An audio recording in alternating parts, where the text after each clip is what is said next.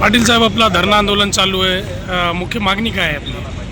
मुख्य मागणी परभणी येथील जे शासकीय डॉक्टर्स आहेत सिव्हिल हॉस्पिटलमध्ये, ते शासकीय वेळेमध्ये खाजगी प्रॅक्टिस करत आहेत. यांची खाजगी प्रॅक्टिस बंद व्हावी आणि यांनी रुग्णांना पूर्ण वेळ देऊन त्यांची सेवा करावी, यासाठी शासनाने त्यांना नेमणूक केली आहे. पण ते त्यांचं पालन न करता हॉस्पिटलमध्ये न थांबता खाजगी प्रॅक्टिस करतात. यांची खाजगी प्रॅक्टिस बंद झाली पाहिजे. यासाठी आमची मागणी आहे की या प्रकरणाची विभागीय चौकशी व्हावी. कारण की परभणी येथील शल्य चिकित्सक डॉक्टर एन डी लखमवार हे त्यांना इनडायरेक्टली सहकार्य करत आहेत. त्यामुळे आमची मागणी आहे की याची चौकशी विभागीय चौकशी झाली पाहिजे. यासाठी आम्ही मागचे 3-4 दिवसापासून धरणे आंदोलन करत आहोत.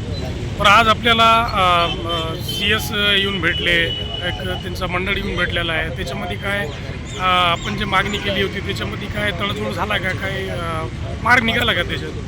त्यांचं भेटून चर्चा करण्यासाठी आले होते CS वगैरे, पण त्यांनी जुनीच मागणी आणि जुनेच पत्र घेऊन आले होते. त्यामध्ये कुठेही नवीन काही करण्याचा प्रस्ताव नव्हता.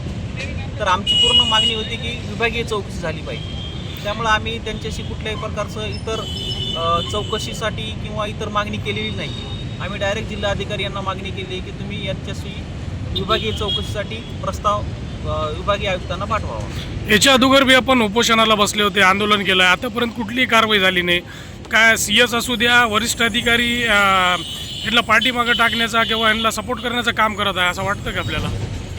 यातून सरळ दिसतं की जिल्हा शल्य चिकित्सक हे यांना चुकीचे ठराव पास करून किंवा चौकशी अहवाल करून त्यांना पाठीशी घालत आहे, त्यांना सहकार्य करत आहे, बेकायदेशीर सहकार्य करत आहे. तर आमची तीच मागणी आहे की जोपर्यंत विभागीय चौकशी चालू राहील तोपर्यंत यांना निलंबित करण्यात यावं, एन डी लखमवार शल्य चिकित्सक परभणी यांना. आपण आंदोलन करत आहे, याच्या अगोदर बी केलं, जर आपली मागणी पूर्ण झाली नाही तर पुढचं पाऊल काय आपलं? आमचं नियोजन आहे उद्या या ठिकाणी 2 वाजता आरोग्यमंत्री प्रकाश आंबेडकर यांचं पुतळ्याचं प्रतिकात्मक दहन करण्याचं आंदोलन ठेवलेलं आहे. ते आम्ही करत आहोत.